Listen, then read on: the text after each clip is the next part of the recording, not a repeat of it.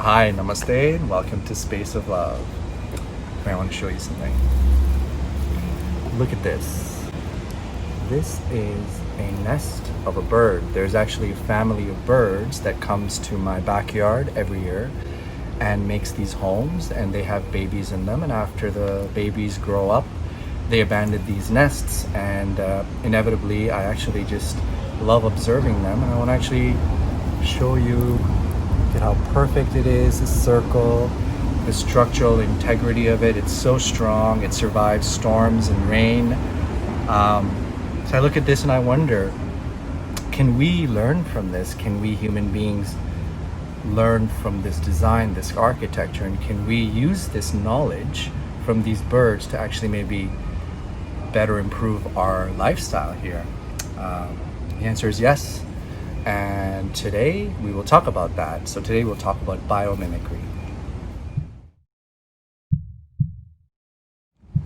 So biomimicry is the phenomenon or the concept of us human beings building materials, structures, and systems based on how nature makes it. So it's basically observing nature and designing things that we need in our lives the way nature would have designed them.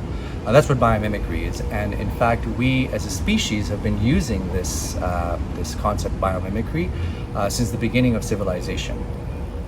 One of the earliest ancient examples of biomimicry is actually silk. So what we did was, in fact, the Chinese observed the silkworm and saw how the worm actually weaves this fabric, observed it, and then wove the first silk fabric. And thousands of years later, we're still or hundreds of years later, we're still trading silk. Another example is if you think about the pyramids. What were the pyramids designed after? Mountains.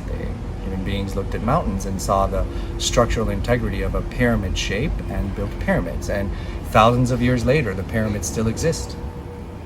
So to give you some examples that we actually might be relevant for us now, like new examples or modern examples of biomimicry, the bullet train in Japan, for example, it used to go through a tunnel, and whenever it came out of the tunnel, there was a big sonic boom. So in order to avoid that sonic boom, the designer observed the beak of a kingfisher bird and saw that it cut through the wind or cut through the water when it dove for food, and so designed the nose of the bullet train like the beak of a kingfisher bird. We observed the fins of blue whales or whales, and we noticed that there are these little knobs on or little nubbins or little bumps on the fins of the whales, and we saw that it cut through the water really easily. So what scientists have done, engineers have done, is put these bumps on the fins of windmills. So now windmills are more efficient because they cut through the air better. We just learned that because we observed nature. Have you ever wondered where we got the idea for Velcro? Velcro is something that we use all over the world, and in fact even in the International Space Station. Velcro was basically an observation. A guy was walking his dog in the Swiss Alps and noticed burrs getting stuck on the fur of his dog, and he just observed that and said, this is pretty interesting, and here we have Velcro. So this is one of my favorite ones, actually. We observed how termites build their mounds, and we noticed the HVAC, or basically the air conditioning system that they use. Termites actually farm a type of fungus which they store in their mounds, in their homes, and they need to keep this fungus at a certain temperature, and so they need to regulate the temperature inside the mound.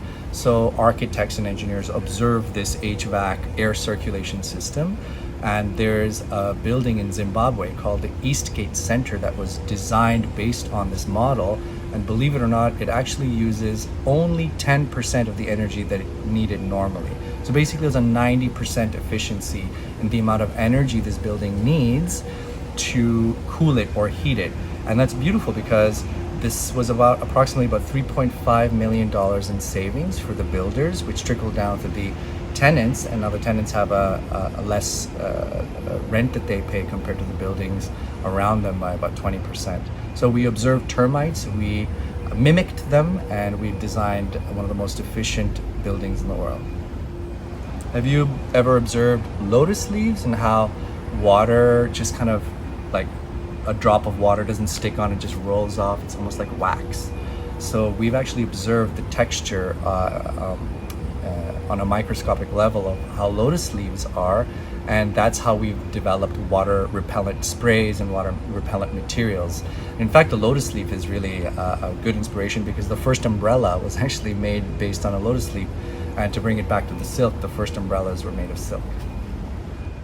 So why is this important? Why is biomimicry, or actually understanding biomimicry or copying nature, even important or necessary? Well, if you think about it, we human beings have been studying biomimicry for what, a century, a few hundred years maybe. But nature has been doing this for about 3.8 billion years here on this planet. So really, what we see in nature is probably the most efficient way that thing is happening at that very moment. And in time, it's just going to get more and more efficient. So whatever we observe in nature, it is literally the most efficient way of having that done. So it's essentially a guidebook for us. It's a book for us to look at. Nature is around for us to study, to see like, oh, this is the best way to do any one thing. So that's why observing nature and connecting with nature is something that we recommend at Space of Love, and we talk about this in our workshops as well. I always say, if you have a predicament or if you have a problem you need to solve, one of the most powerful things you can do is just sit and just observe nature, and it's in fact surprising the kinds of ideas you get from nature. So if we're going to mimic anything, let's mimic nature.